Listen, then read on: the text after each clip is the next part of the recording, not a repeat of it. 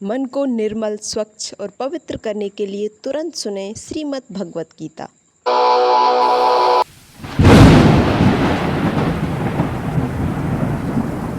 ओम परमात्मने नमः। सह यज्ञा प्रजा सृष्ट्वा पुरो उवाच प्रजापति अनेन प्रसिद्धस्य ध्वमेश वो अस्तित्वष्ट कामधुक। अर्थात सृष्टि के आरंभ में प्रजापति ब्रह्म ने यज्ञ सहित प्रजा की रचना कर उनमें कहा, इस यज्ञ के द्वारा तुम वृद्धि को प्राप्त करो और यह यज्ञ तुम्हारे लिए इच्छित कामनाओं को पूर्ण करने वाला होगा। देवान भावयतानेन ते देवा भावयन्तु वै परस्परम भावयन्तः श्रेय परम वाप्यस्यथ। अर्थात तुम लोग यज्ञ के द्वारा देवताओं की उन्नति करो और देवतागण तुम्हारी उन्नति करें। इस प्रकार परस्पर उन्नति करते हुए परम कल्याण को प्राप्त हो जाओगे।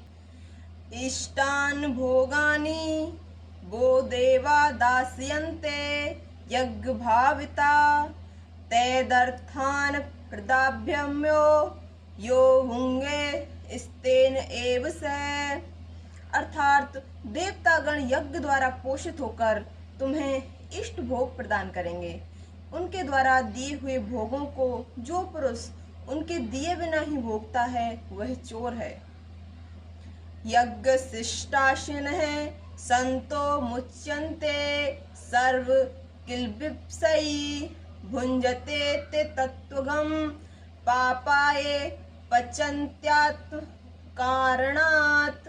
अर्थात यज्ञ से बचे हुए अन्न को प्रसाद समझकर खाने वाले श्रेष्ठ पुरुष सब पापों से मुक्त हो जाते हैं, किंतु जो लोग केवल स्वयं के लिए ही पकाते हैं वे तो पापों को ही खाते हैं। अन्नाद् भवन्ति भूतानि पर्जन्यदान संभव यज्ञाद् भवति पर्जन्यो यज्ञ कर्म समद्भुव।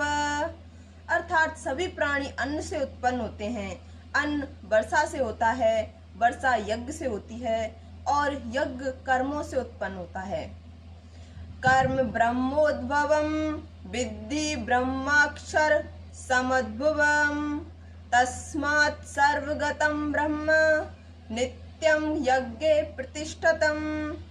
अर्थात कर्मों को तू वेद से उत्पन्न जान और वेद को अक्षर ब्रह्म से प्रकट हुआ जान, इसलिए वह सर्वव्यापी परमात्मा यज्ञ अर्थात कर्तव्य और कर्म में नित्य प्रतिष्ठित है।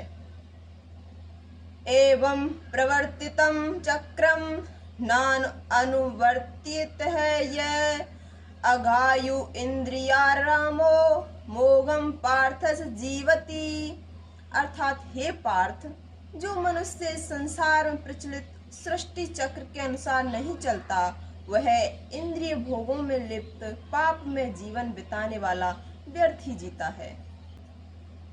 यह इस्तातम रतिरेव स्याद आत्म तृप्तश्च मानवः आत्मन एव च संतुष्ट तस्य कार्यम न विद्यते। अर्थात किंतु जो मनुष्य आत्मा में ही आनंद का अनुभव करने वाला, आत्मा में ही तृप्त तथा आत्मा में ही संतुष्ट होने वाला हो, उसके लिए कोई कर्तव्य नहीं रहता। न एव तस्य कृतेनार्थो न अकृतेनेह कश्चन न च अस्य सर्वभूतेषु कश्चिद अर्थव्य आश्रय। अर्थात कर्मयोगी महापुरुष का स्वार्थ हेतु कर्म करने का न तो कोई प्रयोजन रहता है और न ही कर्म न करने का कोई कारण। वे सभी प्राणियों में किसी प्रकार के स्वार्थ का संबंध नहीं रखते। तस्मात् असक्त सततम कार्यम कर्म समाचार है असक्तो है आचरम कर्म परम आपनोति पुरुष है। अर्थात इसलिए तू आसक्ति रहित होकर सदैव कर्तव्य कर्म का आचरण कर, क्योंकि अनासक्त पुरुष कर्म करता हुआ परमात्मा को प्राप्त करता है।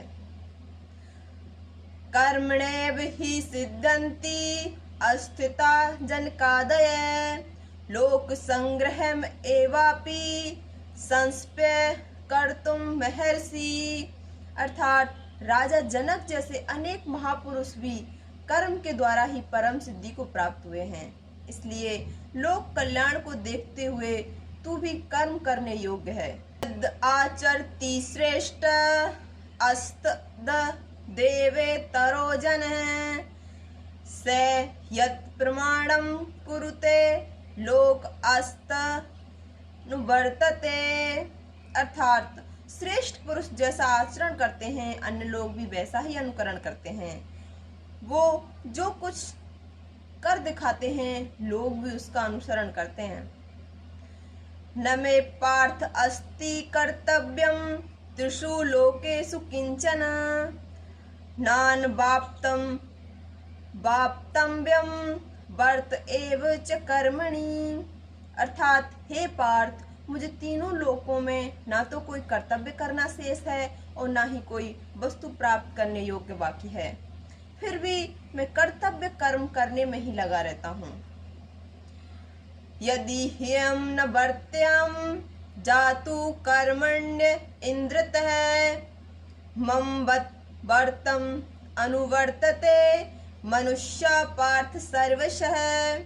अर्थात हे पार्थ, यदि मैं किसी समय सावधान होकर कर्तव्य कर्म ना करूं तो सभी मनुष्य मेरा ही अनुसरण करेंगे। उत्सीदेयुरिमे लोका न कुर्याम कर्म च इदहम संकरस्य च कर्ता श्याम उपहन्याम मिमा प्रजा। अर्थात यदि मैं कर्म ना करूं तो ये सब मनुष्य नष्ट भ्रष्ट हो जाएंगे और मैं संकरता का कारण बन समस्त प्रजा को नष्ट करने वाला बनूंगा। सक्ता कर्मण्य विद्वांसो यथा कुर्वन्ति भारत कुर्याद्युदांस्त असक्त अश्चित कीर्षुलोक संग्रहम। अर्थात हे भारत, जैसे अज्ञानी जन कर्म फल में आसक्त होकर कर्म करते हैं वैसे ही विद्वान पुरुष अनासक्त होकर लोक कल्याण की इच्छा से कर्म करें। न बुद्धिवेदम जन एद ज्ञानम कर्म संगीनाम जोषयेत सर्व कर्माणि विद्वान युक्त समाचरण।